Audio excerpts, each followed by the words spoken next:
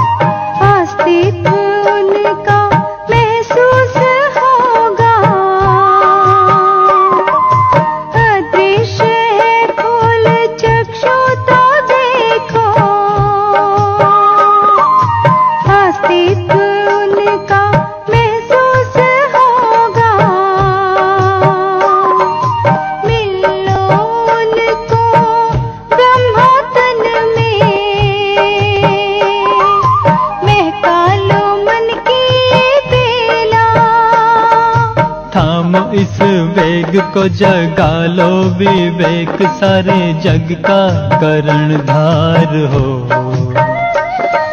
मुरली की तान बज रही हो, मुरली की तान बज रही हो।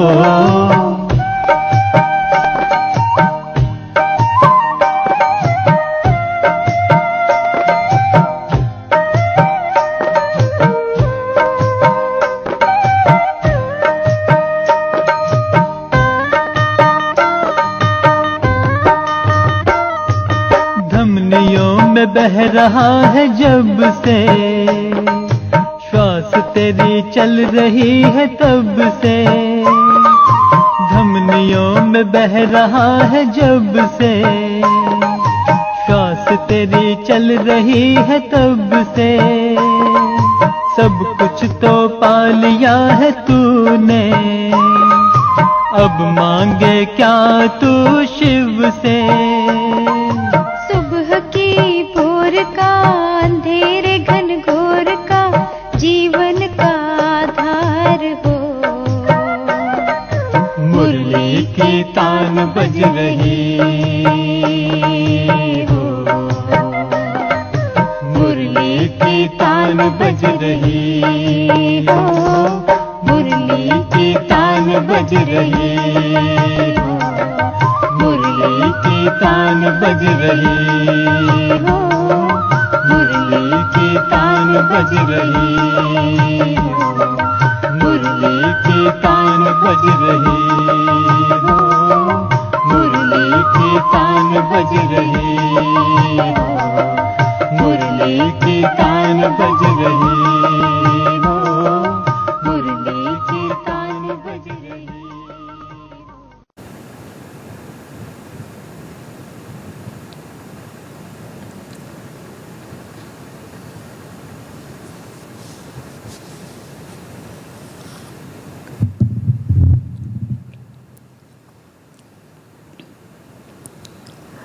ओम शांति। Good morning. मीठे बच्चे, महावीर बनो।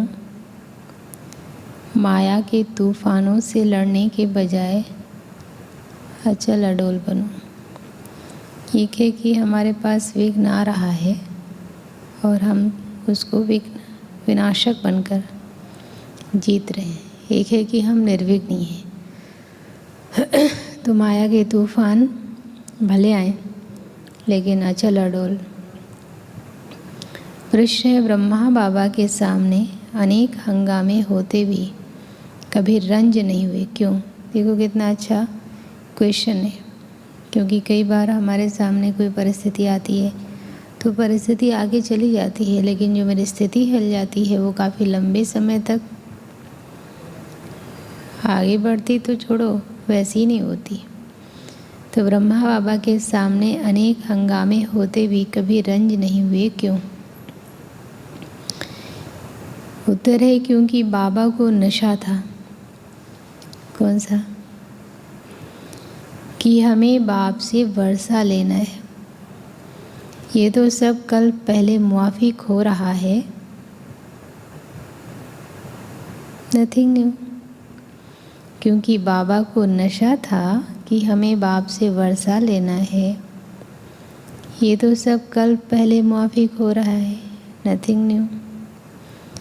गालियाँ तो सबसे अधिक बाप को मिली। कौन से बाप? किसको मिली होंगी? ब्रह्मा बाबा को। गालियाँ तो सबसे अधिक बाप को मिली, फिर कृष्ण को भी गाली देते, शिव बाबा को। आधा कल्प अगर हमें भी गाली खानी पड़े तो क्या बड़ी बात। दुनिया हमारी बातों को जानती ही नहीं तो ज़रूर गाली देगी। दुनिया हमारी बातों को जानती ही नहीं तो ज़रूर गाली देगी। इसलिए कोई भी बात में रंज नहीं हुआ। इसलिए कोई भी बात में रंज नहीं हुआ। ऐसे ही फॉलो फादर। गीत है भोलेनाथ से निराला। ओम शांति। ये भक्ति मार्ग वालों का गीत है। ज्ञान मार्ग में गीत आदि नहीं गाया जाता है, न बनाया जाता है, न ज़रूरत है, क्योंकि गाया हुआ है बाप से सेकंड में जीवन मुक्ति का वर्षा मिलता है। उसमें गीत आदि की तो कोई बात ही नहीं है। तुम जानते हो हमें बेहद के बाप से बेहद का वर्षा मिलता है। जो भक्ति मार्ग की रस्म रिवाज है वो इसमें नहीं आ सकती। बच्चे कविता आदि बनाते हैं, वो भी औरों को सुनाने के लिए, वो भी जब तक तुम नहीं समझाओ तब तक कोई समझ ना सके। अब तुम बच्चों को बाप मिला है तो खुशी का पारा चढ़ना चाहिए। बाप ने 84 जन्मों के चक्र का नॉलेज भी सुनाया है। खुशी होनी चाहिए कि अभी हम सुदर्शन चक्रधारी बने हैं, बाप से विष्णुपुरी के मालिक बन रहे हैं। निश्चय बुद्धि ही विजयंती। जिसको निश्चय होता वो सत्युग में जाएंगे ही। तो बच्चों को सदैव खुशी रहनी चाहिए। Follow father. बच्चे जानते हैं निराकार बाबा जब से इस तन में प्रवेश हुआ है तब से क्या हुआ। तो निराकार बाबा जब से इस तन में प्रवेश हुआ तो इनके पास भी बड़े हंगामे हुए। देखो बाबा का लौकिक जीवन कितना सम्माननीय था। पढ़ा है ना हिस्ट्री में, राजा लोग भी अपना दरबार रोक देते थे। जगदीश भाई ने जीवन कहानी में लिखा है कि कोई भी ऐसा व्यक्ति नहीं है जिसको सब लोग इतना सम्मान देते हों कि संतुष्ट हों। चाहे वो कार्य व्यवहार में साथी हों, चाहे वो ग्राहक हों, चाहे वो परिवार है, चाहे वो संबंधी है, सब लोग संतुष्ट हों और वो सबसे संतुष्ट हो। ये बहुत बड़ी बात है कि वो सबसे संतुष्ट हो और सब उनसे संतुष्ट हो। तो बाबा का कितना सम्मान था। जैसे बाबा ने प्रवेश किया तो कितने मतलब कुछ भी नहीं है बाबा के आगे, उसके बाद भी बाबा को ब्लेम करते। तो इनके पास भी बड़े हंगामे हुए। भाइयों के झगड़े, शहर के झगड़े, सारे सिंध के झगड़े चले। पहले तो परिवार से शुरू होगा, फिर समाज का, फिर सारे सिंध के। बच्चे बड़े हुए कहेंगे जल्दी शादी करो, शादी बगैर काम कैसे चलेगा। गीता पढ़ना मिस नहीं करते थे। बाबा न सिर्फ गीता पढ़ते थे बल्कि सुनाते थे, और लोग भी सुनते थे। घर व्यक्ति सुनता था। तो बाबा कहते थे, जैसे दुनिया में लोग कहते हैं कि पहले पेट पूजा, बाबा कहते थे पहले भगवान की पूजा, उसके बाद काम दूजा।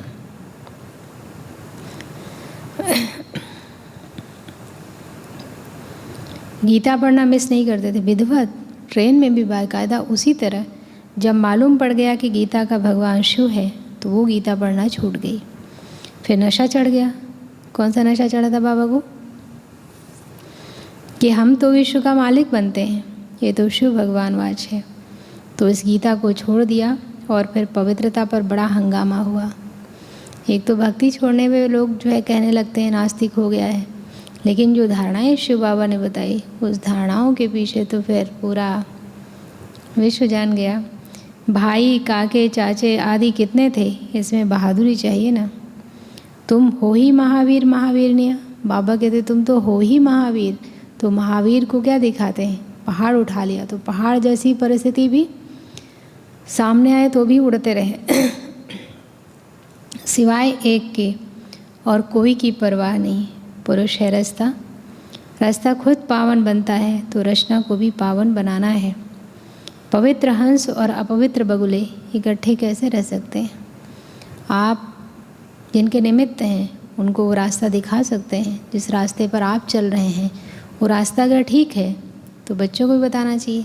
लेकिन पहले से लोगों का ये रहता है कि श्रवण कुमार तो ठीक है लेकिन मेरा बेटा श्रवण कुमार नहीं हो। विवेकानंद ठीक है लेकिन मेरा बेटा विवेकानंद ना बने। हाँ, श्रवण कुमार जैसी भक्ति तो चाहते हैं, मतलब पितृभक्ति मातृभक्ति कोई करे।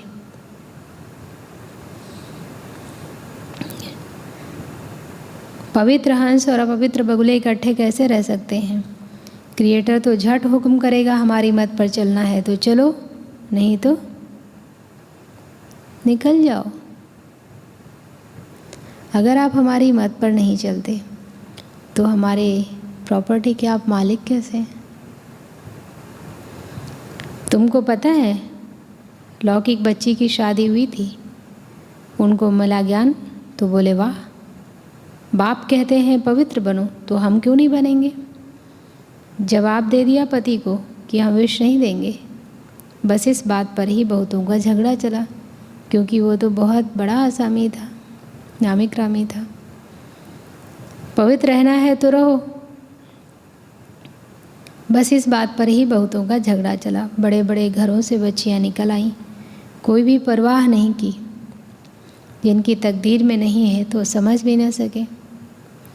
पवित्र रहना है तो रहो, नहीं तो जाकर अपना प्रबंध करो। उस दिन हम लोगों की मीटिंग हुई थी तो उसमें मीटिंग में जो सीनियर बहनों की होती है उसमें ब्रजमोहन भाई ने क्लास चलाया था कि चाहे कुछ भी कर ले कोई, हमारा यज्ञ ना रुका है ना रुकेगा।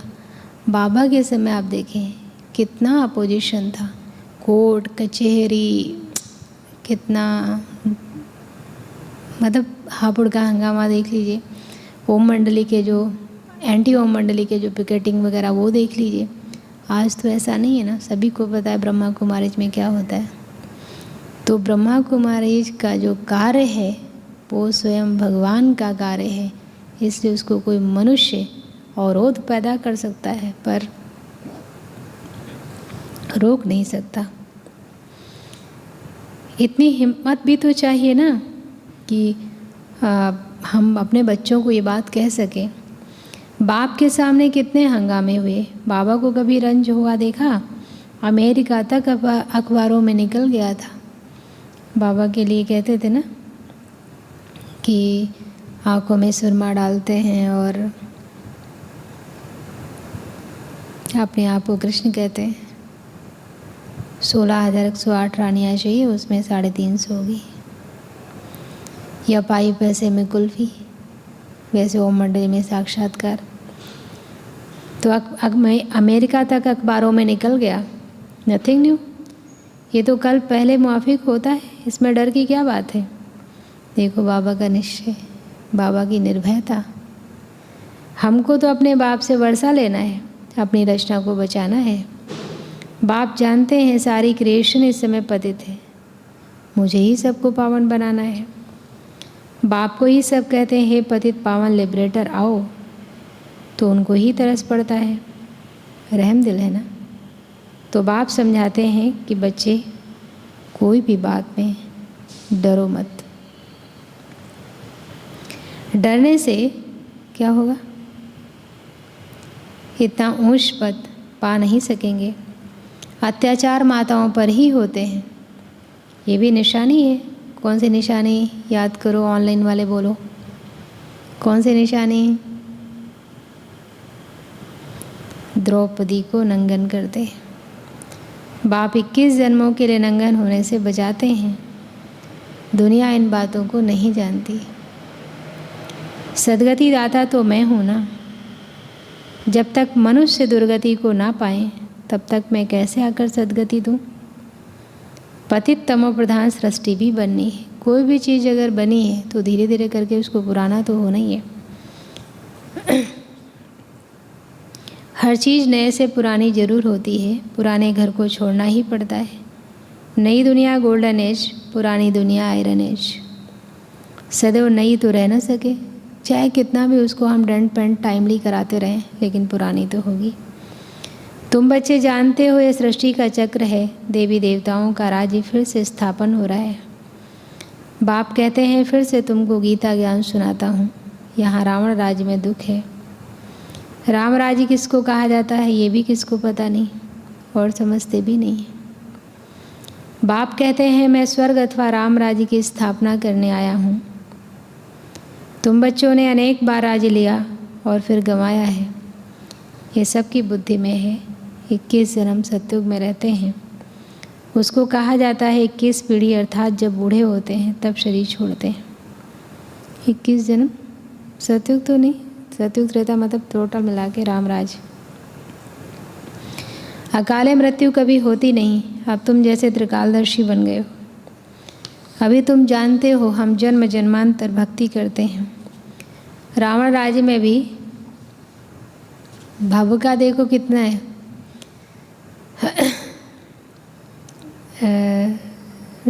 लंका को भी सोने की लंका कहते हैं ना। तो इस समय रावण राज्य में भी सोने जैसा आकर्षण है। सोने में भी कितना आकर्षण होता है। अमृत वेले देखो सोने का कितना आकर्षण है। ये है पिछाड़ी का भव का। राम राज्य सतयुग में होगा। वहाँ ये विमान आदि सब थे, फिर ये सब गुम हो गए। फिर इस समय ये सब निकले हैं। अभी ये सब सीख रहे हैं। जो सीखने वाले हैं वो संस्कार ले जाएंगे, फिर आकर वहाँ विमान बनाएंगे। ये तुमको भविष्य में सुख देने वाले हैं। ये विमान आदि भारतवासी भी बना सकते हैं, कोई नई बात नहीं। अभी तो भारत ने कितना प्रगति कर ली है इन विज्ञान के क्षेत्र में। अक्लमंद तो है ना। ये साइंस तुमको फिर काम आएगी। अभी ये साइंस दुख के लिए है, फिर वहाँ सुख के लिए होगी। जैसे यहाँ विमान देखिए कितने सारे, कई बार विमान आता ना कि पता नहीं चला, किसी ने हाईजैक कर लिया, कहीं उसका इंजन फेल हो गया। लेकिन वहाँ तो 5 साल का बच्चा भी चला लेगा और फुल प्रूफ। वहाँ तो हर चीज़ नई होगी। अभी तो नई दुनिया की स्थापना हो रही है। बाप ही नई दुनिया की राजधानी स्थापन कर रहे हैं। तो बच्चों को महावीर बनना है। किस बात में? एक तो रंज नहीं होना है, अचल अडोल रहना है। दूसरा, अगर बात न माने रचना तो उसको ये डायरेक्शन देना है। दुनिया में ये कोई थोड़ी जानते हैं कि भगवान आया हुआ है। अगर पता पड़ जाए तो कितनी भीड़ हो जाए। बाप कहते हैं गृहस्थ व्यवहार में रहते नहीं, और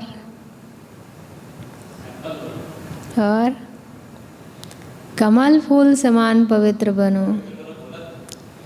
कमल फूल समान, इसमें डरने की बात नहीं। करके गाली देंगे। गाली इनको भी बहुत दी है। कृष्ण ने गाली खाई ऐसा दिखाते हैं। अब कृष्ण तो गाली खा ना सके। गाली तो कहाँ खाते हैं?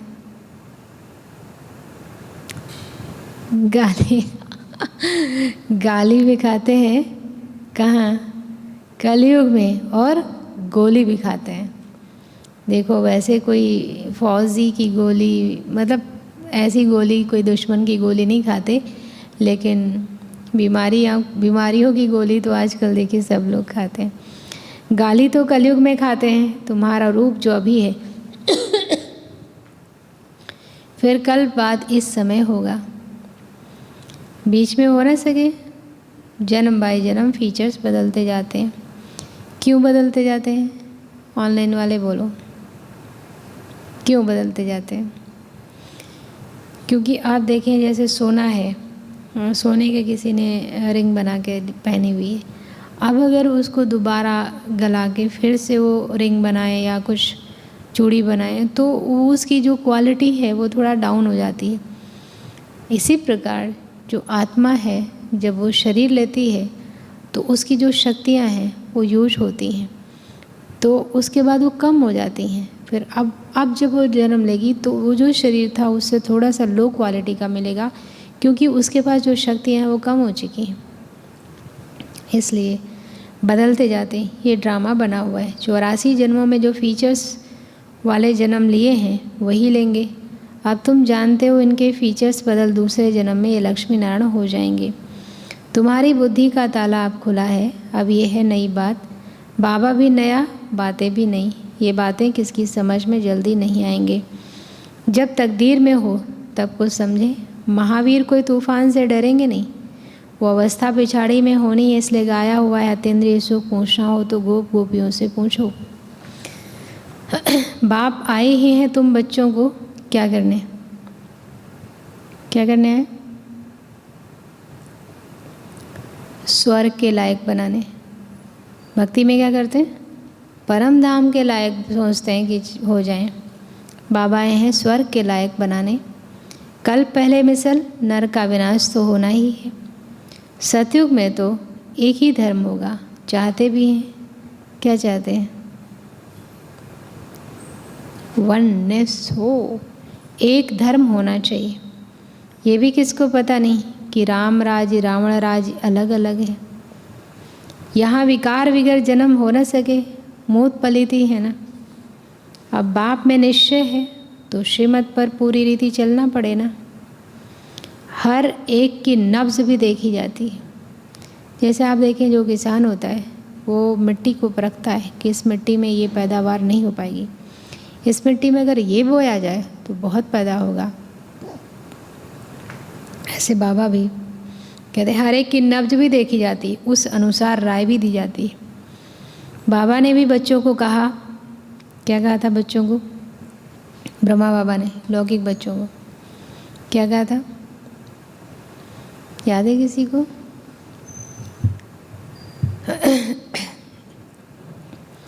बाबा का बड़ा बेटा शादी हो चुकी थी, एक बच्चा था उसको। बच्चे का क्या नाम था?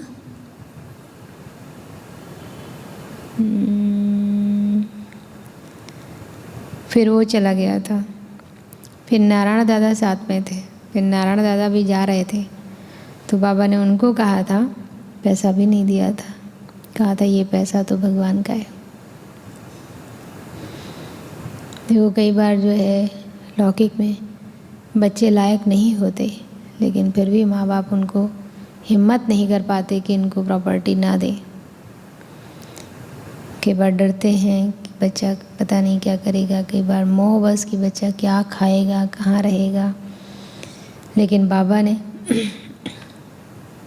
बाबा के बच्चे कोई दुख नहीं दे रहे थे, उसके बाद भी बच्चों को कहा कि अगर शादी करनी है तो जाकर करो। मित्र संबंधी आदि बहुत बैठे हैं, उनको शादी करा लेंगे।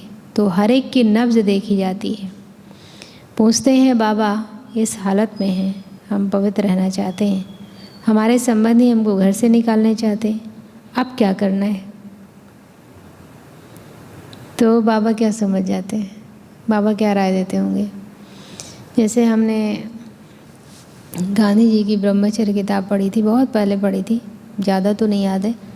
उसमें एक क्वेश्चन करता है गांधी जी से, शायद उसी में, कि बाबू आप कहते हैं कि अपने साथी की सहमति से मुझे ये पवित्रता का ब्रह्मचर्य का व्रत लेना चाहिए, लेकिन मान लो वो साथी मेरा तैयार नहीं होता तो आपने कहा कि जब तक वो तैयार नहीं होता तब तक वेट करना चाहिए, तो मुझे कितने दिन तक वेट करना चाहिए, ऐसे ही शायद क्वेश्चन। तो गांधी जी ने कहा जब तुम्हारी अभी शादी ही नहीं हुई है तो तुम ये क्वेश्चन पूछते ही क्यों हो? जब तुम्हारी शादी नहीं हुई तो तुम ये क्वेश्चन पूछते क्यों हो?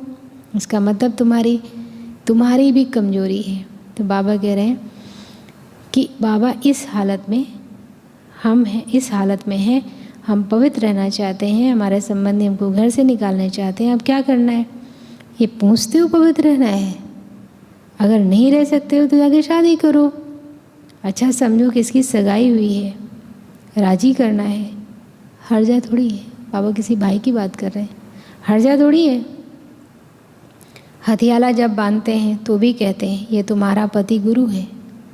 अच्छा उस समय तुम उनसे लिखवाते जाना, मानती हूँ मैं तुम्हारा गुरु ईश्वर हूँ, लिखो।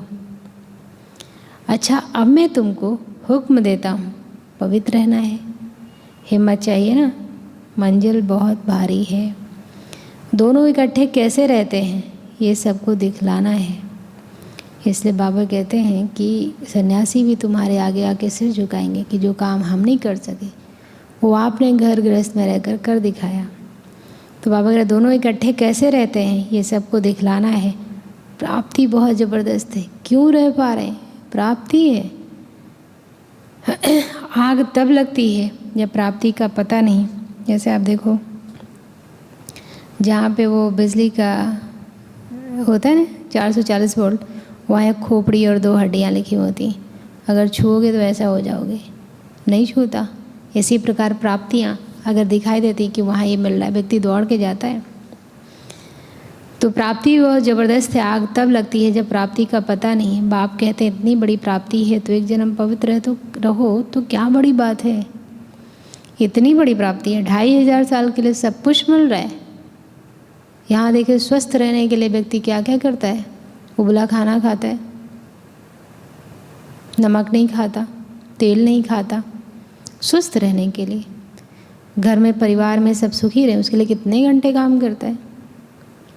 तो बाबा कह रहे हैं कि इतनी बड़ी प्राप्ति होती है तो एक जन्म पवित्र हो तो क्या बड़ी बात है। हम तुम्हारा पति ईश्वर हैं, हमारी आज्ञा पर पवित्र रहना पड़ेगा।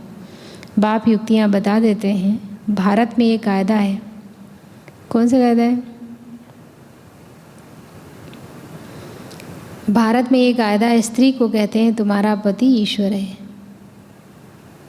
उनकी आज्ञा पर चलना है, पति के पांव दबाना है। क्यों दबाते? क्योंकि समझते हैं लक्ष्मी ने नारायण के पांव दबाए थे, दबाए होंगे। लक्ष्मी ने नारायण के पांव दबाए होंगे। बोलो ऑनलाइन वाले, क्यों दबाए होंगे? नारायण वहाँ क्या काम करते हैं जो थकावट हो गई? यहाँ तो व्यक्ति को पैरों में थकावट क्यों होती? या तो बहुत काम किया हो, पैदल चला हो, या बीमार हो। ये तीनों काम तो उधर होते नहीं ना। तो फिर पाँव दबाना मतलब क्या? पाँव दबाना का मतलब है कि नारायण को तकलीफ़ हो रही है, वो तो स्वर्ग है, वहाँ तकलीफ़ की कोई बात ही नहीं है। ये आदत कहाँ से निकली? इन झूठे चित्रों से। इसलिए बाबा ने उस चित्र को चेंज करवाया था। सतयुग में तो ऐसी बातें होती नहीं। नारायण कब थकता है क्या जो लक्ष्मी बैठ पाँव दबाएगी? थकावट की तो बात हो ना सके, ये तो दुख की बात हो जाती है। सिर्फ थकावट की बात नहीं, ये तो दुख हो रहा है ना, मुझे बहुत दर्द हो रहा है। वहाँ दुख कहाँ से आया? तो कितनी झूठी बातें लिखती हैं। बाबा को छोटेपन से ही वैराग्य रहता था, इसलिए भक्ति करते थे। बाबा बच्चों को युक्ति बहुत अच्छी बताते हैं। कोई बच्चे को संबंधी तंग करते हैं, अच्छा शादी कर लो, स्त्री तुम्हारी हो गई, फिर कोई कुछ कर ना सके, आपस में मिल पवित्र हो, कंपेनियन हो गए। मतलब जैसे कहते हैं, कहावत कहते हैं ना, मियाँ बीवी राजी तो क्या करेगा काजी। तो आजकल देखो कई लोग एक दूसरे को पसंद करते हैं तो फिर शादी करना चाहते हैं। अगर घर वाले राजी नहीं होते तो फिर वो घर वालों की परवाह थोड़ी करते हैं। फिर घर वाले भी मंजूरी दे देते हैं, चलो भाई इनको रहना है, हमें क्या। तो ऐसे ही अगर आपस में हमारा सामंजस्य बन जाए, तो अगर संबंधी कुछ इंटरफेयर करते भी हैं कोई फ़र्क नहीं पड़ता। आपस में बल पवित्र हो, कंपेनियन हो गए। विलायत में बूढ़े होते हैं तो संभाल के लिए कंपेनियन रख देते हैं, सिविल मैरिज करते हैं, विकार में नहीं जाएंगे। अब तुम जानते हो हम एक बाप के बच्चे हैं, आपस में भाई बहन हो गए, दादे से वर्षा लेते हैं, बाप को बुलाते भी पतित दुनिया में, हे पतित पावन। अब सीताओं के राम, सब सीताओं के राम, मनुष्य राम राम जपते हैं तो देखो कितनी अच्छी बात है। मनुष्य राम राम जपते हैं तो क्या छोड़ देते हैं? सोचो, राम राम जपते हैं तो क्या छोड़ देते हैं? सीता को थोड़ी याद करते हैं, उनसे बड़ी तो लक्ष्मी है। बाबा अगर उनसे बड़ी तो लक्ष्मी है, परंतु याद तो एक बाप को करते हैं। नाम चाहे कुछ भी ले रहे हों, लेकिन ध्यान में तो ऊपर वाला है ना। लक्ष्मी नारायण को फिर भी जानते हैं, शिव को तो कोई जानते ही नहीं। आत्मा बिंदी है तो आत्माओं का बाप भी बिंदी होगा ना। आत्मा में सारा ज्ञान है, उनको कहा जाता है ज्ञान का सागर। तुम आत्मा भी ज्ञान सागर बनती हो। ज्ञान सागर बैठ तुम आत्माओं को समझाते हैं। आत्मा चैतन्य है, तुम्हारी आत्मा ज्ञान का सागर बन रही है। सारा ज्ञान बाबा देते हैं तो हम भी सागर के समान हो गए। सारी सृष्टि के आदिमध्य अंत का ज्ञान तुमको है। मीठे बच्चों को हिम्मत रखनी चाहिए। किस बात की? इस पुरानी दुनिया में बाबा कहते हैं मीठे बच्चों को हिम्मत रखनी चाहिए। किस बात की? हमको बाबा की श्रीमत पर चलना चाहिए ना।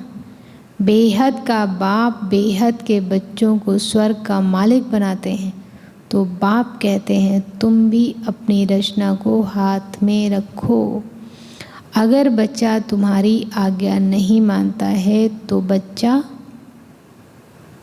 अगर बच्चा तुम्हारी आज्ञा नहीं मानता है तो बच्चा नहीं, फिर क्या है?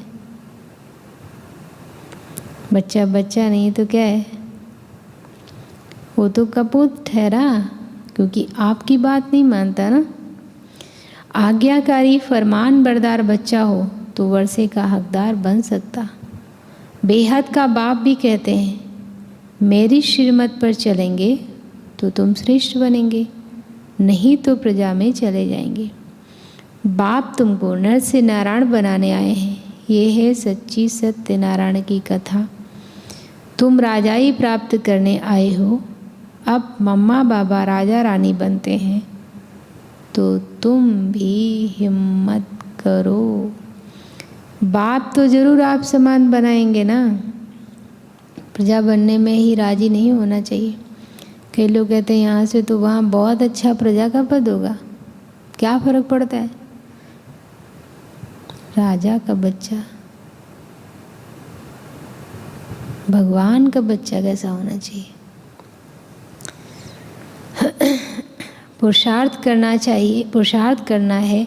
हम बाप से पूरा वर्षा लेंगे, वारी जाएंगे। तुम उनको अपना वारिस बनाएंगे तो ये तुमको 21 जन्मों के लिए वर्षा देंगे। बाप बच्चों पर वारी जाते हैं। बच्चे कहते हैं बाबा ये तन मन धन सब आपका है। आप बाप भी हो तो बच्चे भी हो। तुमेव माता शपेत्वा तुमेव बंधुच्च सखा तुमेव। एक बाप की महिमा कितनी बड़ी है।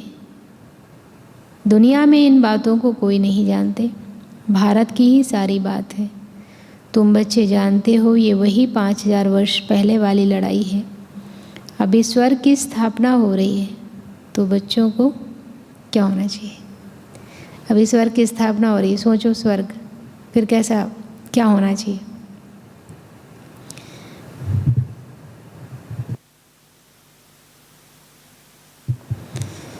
तुम बच्चों का तो बच्चों को सदैव बहुत खुशी में रहना चाहिए। स्वर्ग फिर तो क्या, मतलब आप सोचिए क्या है, एक एक चीज़ के लिए कितनी मेहनत करनी पड़ती है। एक मुझे स्पाइन में प्रॉब्लम, उसके लिए कितनी मेहनत करनी पड़ती है। ये ऐसे लेटो नहीं, ऐसे बैठो नहीं, ये डॉक्टर से दिखाओ, ये दवा खाओ, ये करो वो करो, कितना। और सतयुग में 2500 साल के निरोगी काया, एक संबंध को ठीक करने के लिए कितनी मेहनत करनी पड़ती है। स्वर्ग मतलब क्या? तो कितना खुशी में रहना चाहिए। भगवान ने हमको अडॉप्ट किया है अभी, तो तुमको खुशी होनी चाहिए ना। कितनी खुशी है आप लोगों को? कितनी होगी? फिर तुम बच्चों का बाप श्रृंगार कर रहे हैं, एक अडॉप्ट किया है, वर्षा मिलेगा। अगर इस समय कोई कहे कि तुमको प्राइम मिनिस्टर गोद ले रहे हैं तो कितनी खुशी होगी। बाबा तीनों लोगों का मालिक है। फिर तुम बच्चों का बाप श्रृंगार कर रहे हैं, पढ़ाते भी हैं। बेहद का बाप ज्ञान का सागर है, हमको सारी सृष्टि के आदि मध्य अंत का राज समझाते हैं। जो बाप को ही नहीं जानते वो कौन ठहरे? कौन ठहरे? नास्तिक। तुम बाप और रचना को जानते हो, तुम हो आस्तिक। लक्ष्मीनारायण आस्तिक है या नास्तिक? आप बताओ। क्वेश्चन, लक्ष्मीनारायण आस्तिक है या नास्तिक? ऑनलाइन वाले बोलो क्या है? तुम क्या कहेंगे? तुम खुद कहते हो सतयुग में परमात्मा को कोई याद नहीं करते, वो है सुख। बाबा उनको भी कई बार कहते हैं ना, रॉयल बुद्धू। वहाँ है सुख, तो सुख में परमात्मा के स्मरण करते नहीं, क्योंकि परमात्मा को जानते नहीं। इस समय तुम आस्तिक बनकर वर्षा पा रहे हो, फिर वहाँ याद ही नहीं करते। यहाँ याद करते हैं परंतु उनको जानते नहीं, इसलिए नास्तिक कहा जाता है। वहाँ जानते भी नहीं तो याद भी नहीं करते। उनको ये भी पता नहीं होगा कि ये वर्षा हमको शिव बाबा से मिला है, लेकिन उनको नास्तिक नहीं कहेंगे क्योंकि पावन है। जैसे छोटे बच्चे को आस्तिक नहीं कहेंगे पर नास्तिक भी नहीं कहेंगे, नासमझ कहेंगे, उसको समझ नहीं है। अच्छा, मीठे मीठे सिकिलते बच्चों प्रति माता पिता बाप दादा का याद प्यार और गुड मॉर्निंग। रूहानी बाप की रूहानी बच्चों को नमस्ते। हम रूहानी बच्चों की रूहानी बाप दादा आपको गुड मॉर्निंग, नमस्ते। धारणा के लिए मुख्य सार है, श्रीमत पर चलने की पूरी पूरी हिम्मत रखनी है। 2-3 बातें बाबा ने बोली ना, हिम्मत रखनी है। श्रीमत पर पूरी चलने, श्रीमत पर चलने की पूरी पूरी हिम्मत रखनी है। किसी भी बात में डरना व रंज नहीं होना है। किसी भी बात में डरना व रंज, रंज मतलब नाराज नहीं होना है। दूसरा, अपनी रचना अपने हाथ में रखनी है। अपनी रचना अपने हाथ में रखनी है। उन्हें विकारों से बचाना है, पावन बनने की राय देनी है। उन्हें विकारों से बचाना है, पावन बनने की राय देनी है। हमें पता है कि हमें उल्टी सीढ़ी चढ़ गए हैं, अब मुझे उतरना पड़ रहा है, तो हम फिर बच्चों को चढ़ने ही क्यों दें। अच्छा, वरदान।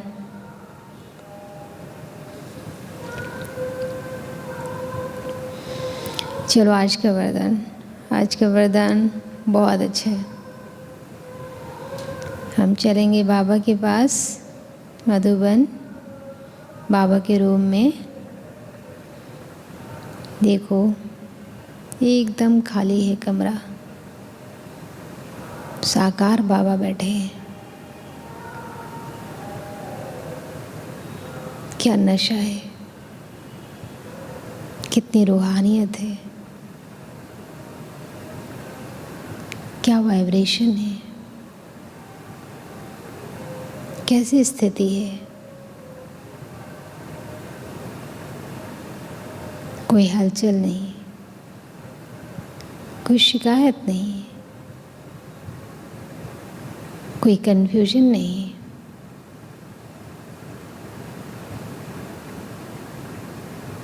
एक रस, शांत, निर्भय, हर्षित मुख, एकदम डिटैच।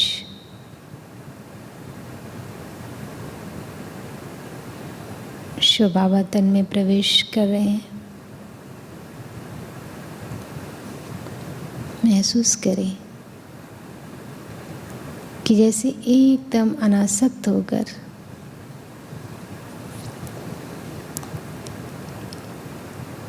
साइड में बाबा, सीट पर शिव बाबा। बाबा हमें दृष्टि दे रहे हैं। दृष्टि पड़ते ही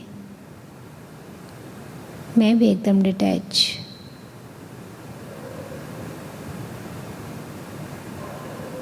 अकाल तख्त पर बैठी मैं आत्मा, शरीर को अलग और मैं स्वयं को देख रही हूँ।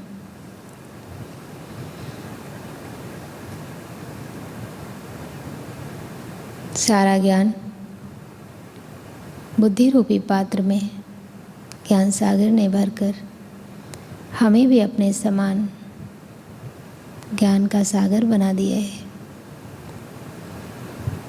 अपनी सारी शक्तियाँ मुझे वरदान में देकर मुझे समर्थ बना दिया है। मेरा मनोबल श्रेष्ठ हो गया है। बाबा की हर बात मेरे सिर माथे,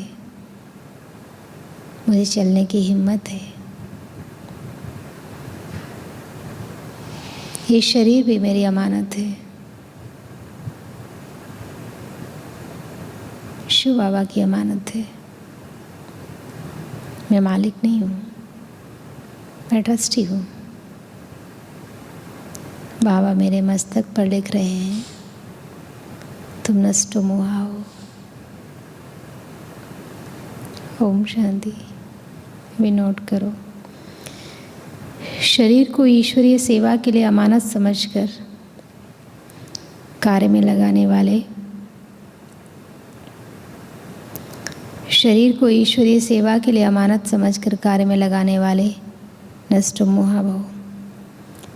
जैसे कोई की अमानत होती है तो अमानत में अपनापन नहीं होता। जैसे कोई की अमानत होती है तो अमानत में अपनापन नहीं होता, ममता भी नहीं होती। तो ये शरीर भी ईश्वरीय सेवा के लिए एक अमानत है। ये अमानत रूहानी बाप ने दी है। ये अमानत रूहानी बाप ने दी है तो ज़रूर रूहानी बाबा की याद रहेगी। जिसकी अमानत है वो याद तो रहता है। अमानत समझने से क्या होगा? अमानत समझने से रूहानियत आएगी, अपनेपन की ममता नहीं रहेगी। यही सहज उपाय है। किस चीज़ का? यही सहज उपाय है निरंतर योगी नष्टो मोहा बनने का।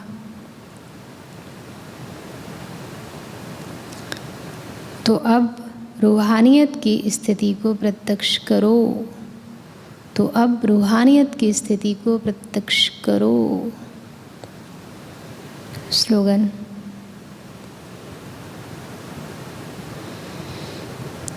वानप्रस्थ स्थिति में जाना है तो दृष्टि वृत्ति में भी पवित्रता को अंडरलाइन करो।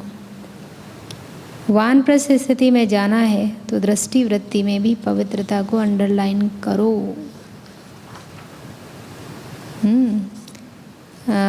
चंचलता खत्म, आकर्षण खत्म। मुरली का सार था, मीठे बच्चे महावीर बनो। माया के तूफानों से लड़ने के बजाय अचल अडोल बनो। प्रश्न था ब्रह्मा बाबा के सामने अनेक हंगामे होते भी कभी रंज नहीं हुए। क्यों? क्योंकि बाबा को नशा था कि हमें बाप से वर्षा लेना है। ये तो सब कल पहले मुआफिक हो रहा है, नथिंग न्यू। गालियाँ तो सबसे अधिक बाप को मिली, फिर कृष्ण को भी गाली देते। अगर हमें भी गाली खानी पड़े तो क्या बड़ी बात है। दुनिया हमारी बातों को जानती ही नहीं तो ज़रूर गाली देगी। इसलिए कोई भी बात में रंज नहीं हुआ। ऐसे ही फॉलो फादर, मीत था भोलेनाथ से निराला। जब इतनी कड़वी कड़वी अजीब सी गोलियां खा सकते हैं तो गाली खाने में क्या बात है। गोलियां खा रहे हैं ना, इतनी बड़ी बड़ी गोलियां। देखो कई बार लगता है कि ये मनुष्यों की तो दवा है ही नहीं, जानवरों की दवा, इतनी बड़ी बड़ी गोलियां। और इंजेक्शन सुई लगाते हैं ना, निडल अंदर जाती, तो गाली दे दिया तो क्या, वो तो दूर से कह रहा है।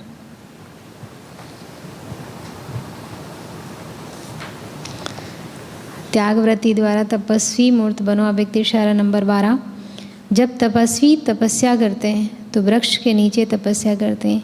इसका भी बेहद का रहस्य इस सृष्टि रूपी कल्प वृक्ष, इस सृष्टि रूपी वृक्ष में आप लोग भी नीचे जड़ में बैठकर तपस्या कर रहे हो। वृक्ष के नीचे बैठने से सारे वृक्ष की नॉलेज बुद्धि में आ जाती है। ये जो आपकी स्टेज है उसका यादगार भक्ति मार्ग में चलता आया है। ये है प्रैक्टिकल भक्ति मार्ग में। फिर स्थूल वृक्ष के नीचे बैठकर तपस्या करते हैं। देखो कहाँ की बात कहाँ ले गए हैं और क्या उसमें अर्थ। जैसे कौन सुनाते हैं, सचिन भाई सुनाते हैं ना, कि महात्मा बुद्ध को वृक्ष के नीचे ज्ञान मिला था तो व्यक्ति जाके वृक्ष के नीचे बैठेगा। उन्होंने सबसे पहले जो भोजन त्यागा था तो सबसे पहले खीर खाया था, तो उनका हर शिष्य खीर खाता है। अब उससे कोई मतलब नहीं है, लेकिन फिर भी उन्होंने किया था इसलिए किया। तो पूर्वज है ना, इसलिए पूर्वजों की बात को। आज का पुरुषार्थ, आज का गुण है पवित्र नष्टो मोहा, और आज का सुमान है मैं आत्मा महावीर हूँ, और अव्यक्त वाणी है 23:1-76, 2 मुरलियाँ हैं।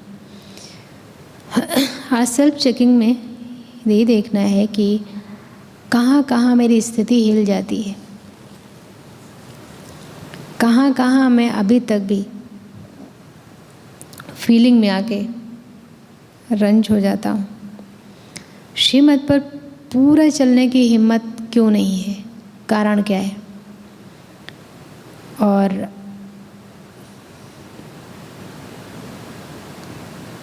मुझे किसी भी चीज़ में अपनापन तो नहीं खींच रहा है। शरीर,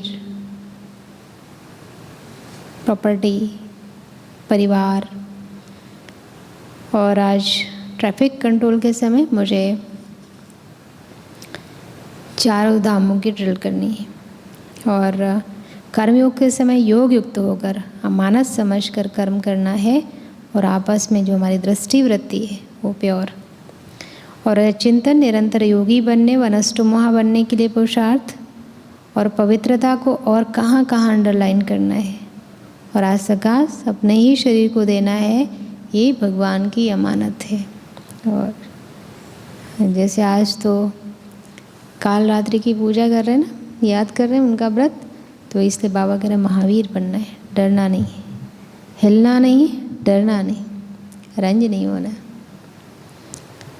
थैंक यू। ओम शांति।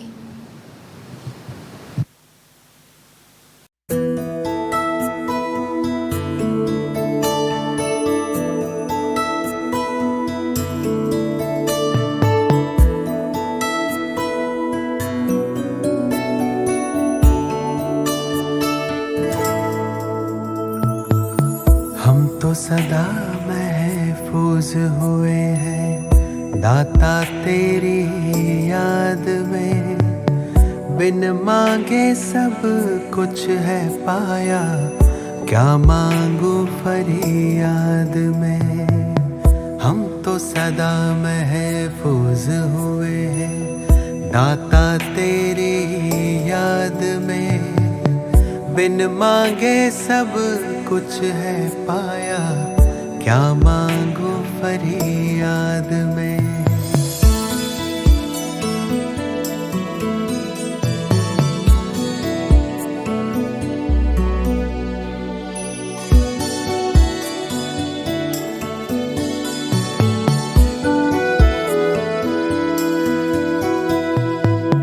तू ही समझता दिल को हमारे, करता मेरी हिफाजत है, तुझ पर ही तो हक है सारे, तू ही मेरी ताकत है। तू ही समझता दिल को हमारे, करता मेरी हिफाजत है। तुझ पर ही तो हक है सारे, तू ही मेरी ताकत है। तू ही सबसे पहले दिल में, बाकी सब है बाद में।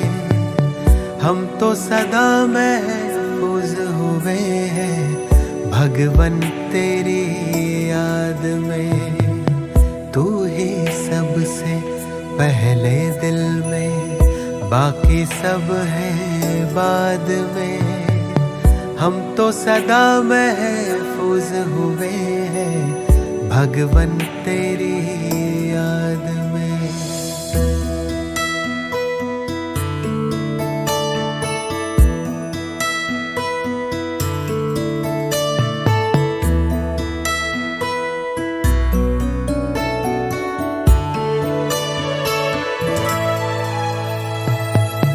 दिल जो गाता तू वो गजल है, तू ही भरता मुझ में बल है। तुझसे मुकम्मल मेरी सांसें, तू ही जीवन सबका तराशे।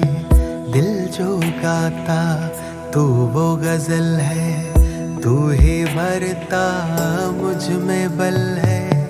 तुझसे मुकम्मल मेरी सांसें, तू ही जीवन सबका तराशे।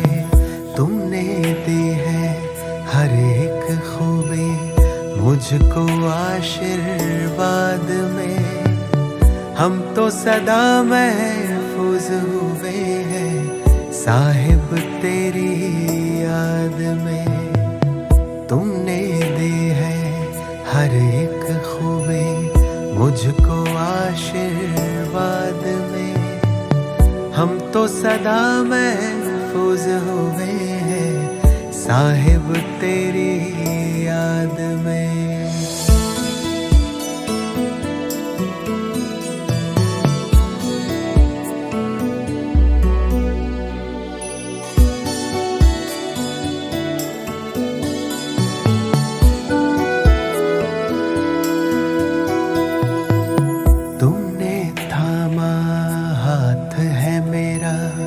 इस बदलते दौर में तू ही मेरे मन का सुकून है। दुनिया के इस शोर में तुमने थामा हाथ है मेरा। इस बदलते दौर में तू ही मेरे मन का सुकून है। दुनिया के इस शोर में पाए हैं तुमसे सभी खजाने, मैंने जायदाद में। हम तो सदा महफूज हुए हैं ईश्वर तेरी याद में। पाए हैं तुमसे सभी खजाने, मैंने जायदाद में। हम तो सदा महफूज हुए हैं ईश्वर तेरी याद में। मौला तेरी याद में, या रब तेरी याद में, दाता तेरी याद में।